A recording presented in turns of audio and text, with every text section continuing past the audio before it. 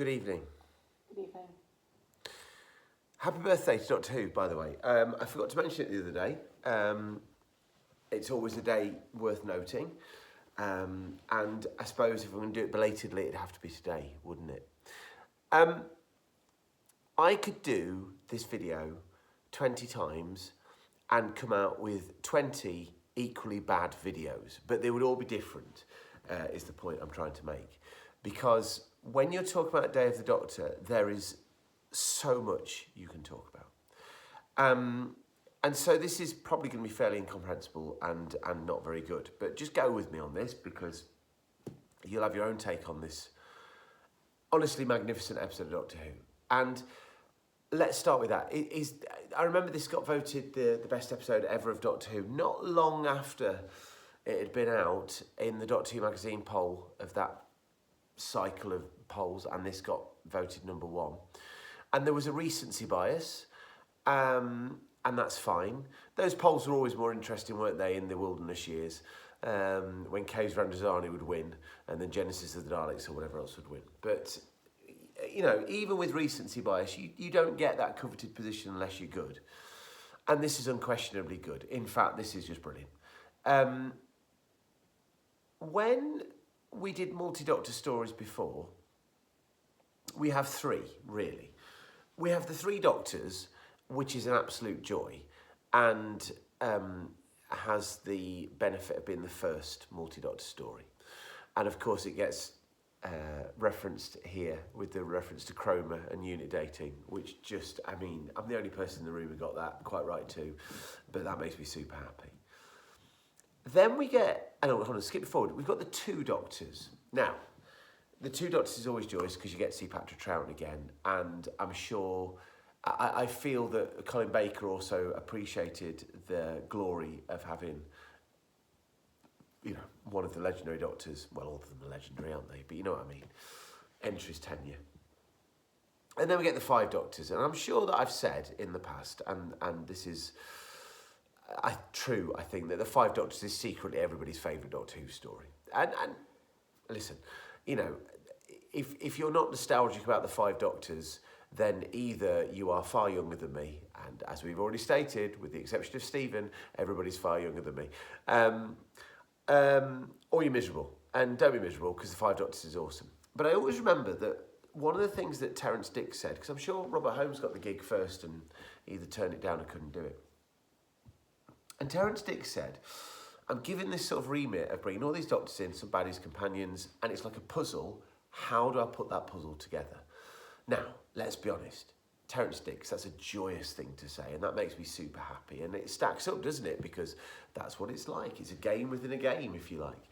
And the Five Doctors is an absolutely fantastic, how long is it? 90 minutes television? However long it is. It's just wonderful. It's brilliant. But what you get with the Day of the Doctor is a sense of the next stage, really. Because what Stephen Moffat has done is, it's fairly clear, to Moffat at least, I don't know if RTD would have done this, but Moffat clearly knows, I've got to do something that brings a Doctor back, or some more Doctors back, or all of them back. And rather than treating that as a puzzle, I think he views it as an opportunity.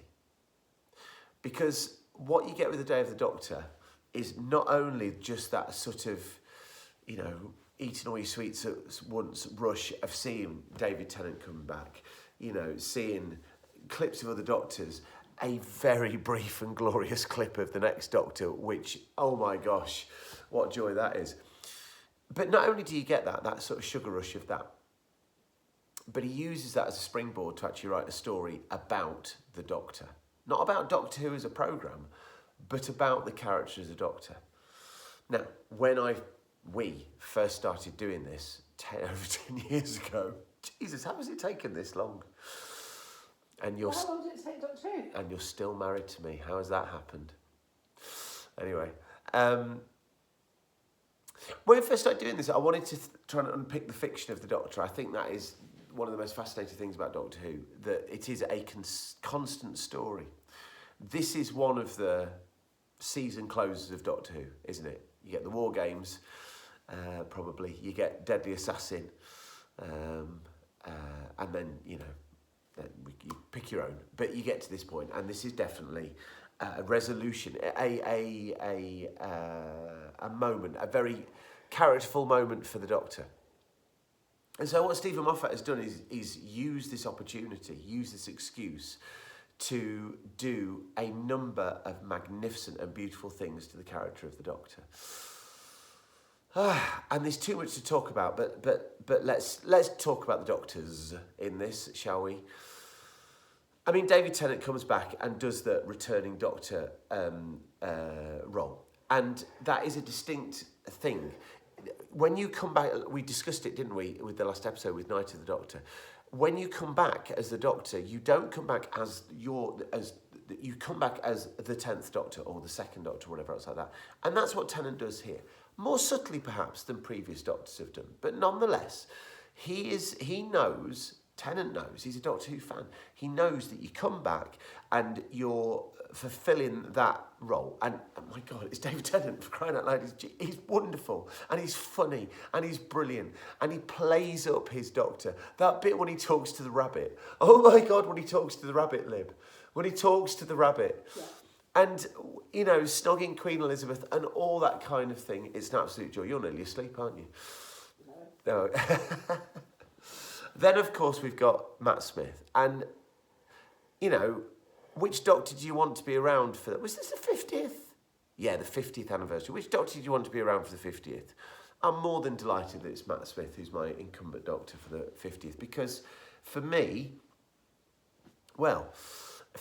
he's one of the top 2 or 3 Doctors. And, and I think he fulfills his side of the bargain here, in so much as he continues this absolute glorious, weighted but joyous but happy. I mean, that bit at the end when he just seems so lifted. Oh, what a performance from Matt. And the Fez, all the stuff with the Fez. My God, I love the Fez.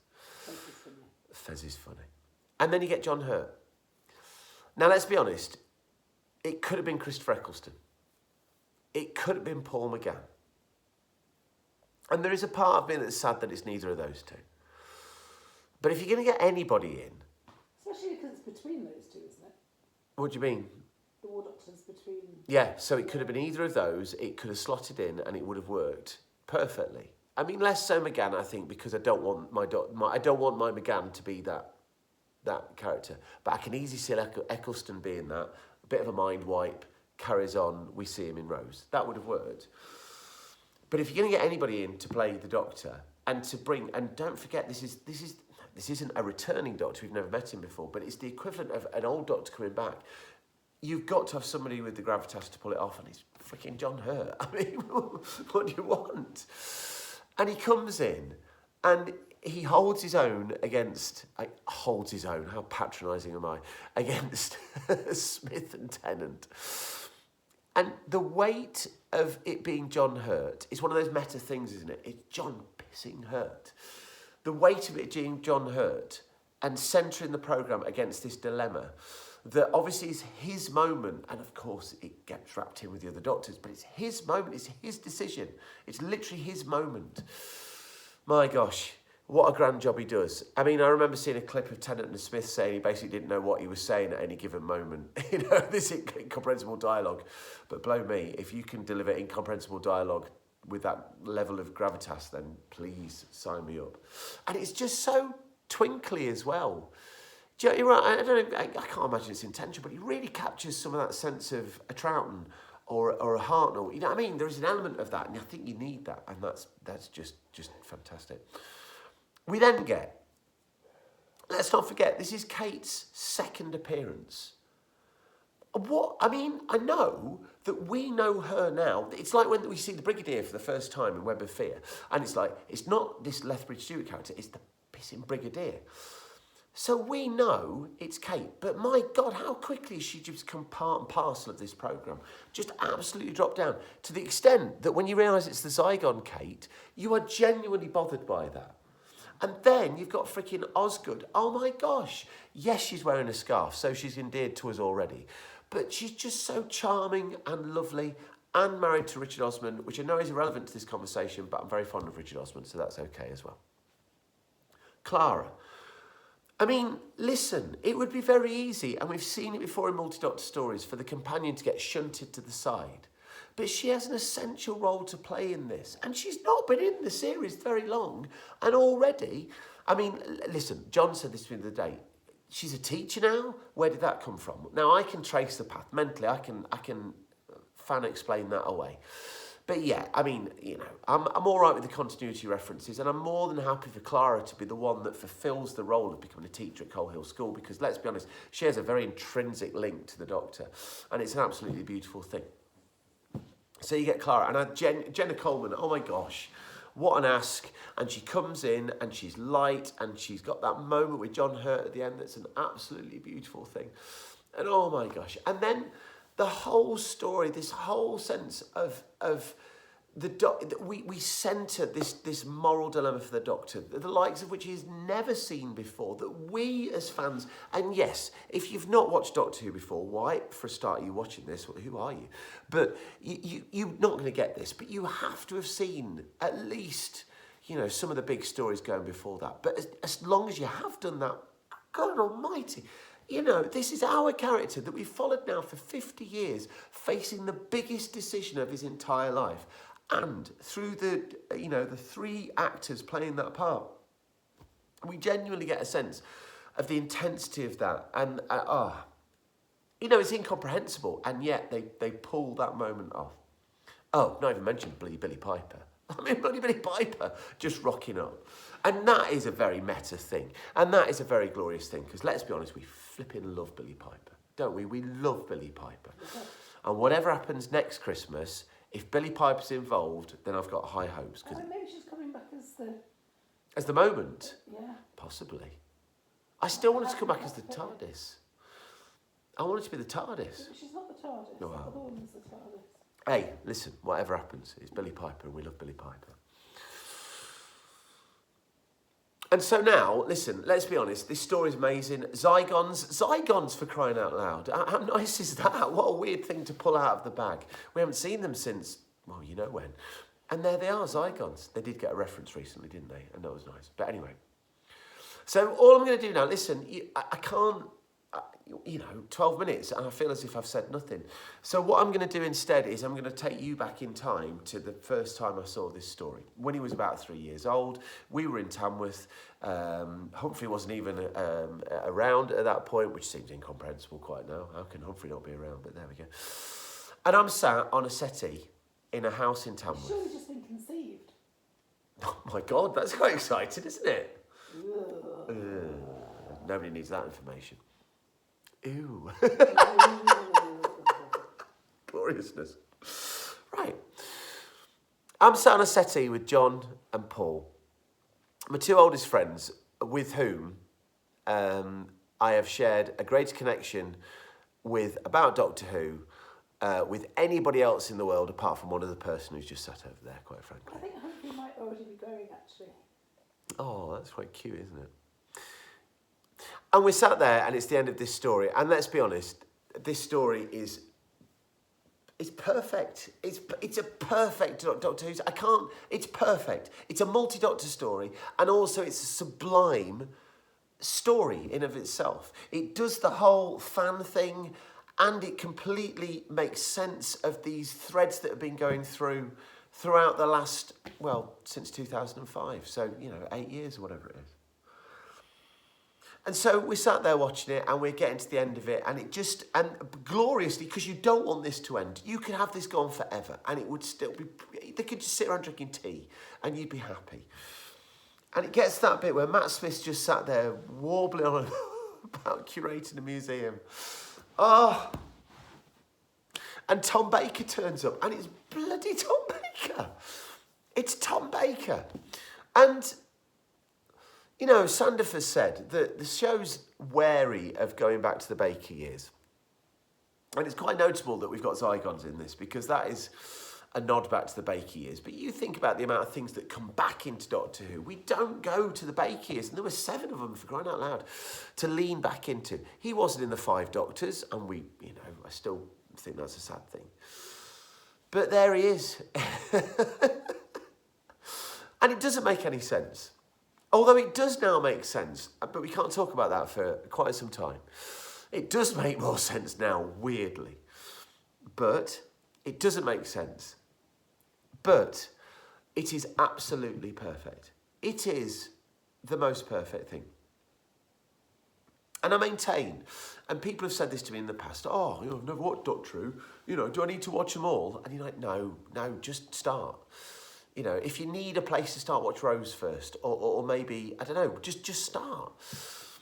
But when you have been watching Doctor Who, and when you have got enough of the knowledge, the appearance of Tom Baker at the end of this, in that sort of weird, miraculous, beautiful moment, is just the most weirdly perfect thing, because it makes no sense whatsoever. And yet it makes all the sense in the world. And it is the most glorious, beautiful tribute to the history and the legacy of this programme, as if we hadn't already had that throughout of it. And I'm sure that I cried, and I cried again tonight, because I'm a softie, and I don't care telling you that. It is utterly, utterly magical. Magical. Elizabeth Collins, I think you wanted to be in bed about 14 minutes ago, but do you have anything you would like to say about Day of the Doctor? I enjoyed it. You enjoyed it? Yeah, I love all the interplay between the boys. They're so glorious, aren't they? Silly boys. They're just so lovely, especially Smith and Tennant. Oh my God, with John Hurt just disapprovingly looking at them all the way through. How glorious. How very, very glorious. Listen, we've got one more Matt Smith story. It comes bloody quick after it. We knew though, we've just seen the next Doctor. When? He was in the episode. Yeah. Capaldi's eyes, did you not notice? Yeah, but we're going to get him now. We are. So, talk about that next time. Is Day of the Doctor our new greatest ever Doctor Who story of all time ever? No, Daddy. It might be though, mightn't it? Oh. It really might be. I mean, it might be. It might be. I think it might be. There we go.